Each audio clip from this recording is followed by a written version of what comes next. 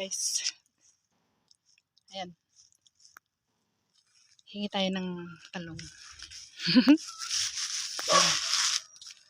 Dahil wala yung may-ari, pipitas na lang ako. Mga 1 kilo lang, di ba? Yan na, daming talong oh.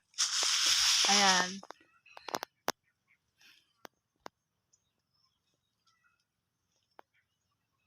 Sa kuya ko ito may-ari, kaya walang talo dito sa kanila. Kaya, pipitas lang ako ng kahit mga 1 kilo.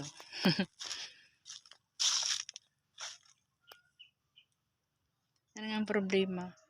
Kung nag-spray sila, ayun, tigok. Ayan. May 1 kilo lang naman. Walang tao eh. Di ako na lang mamitas, di ba? Nandito na lang guys. Thank you for watching.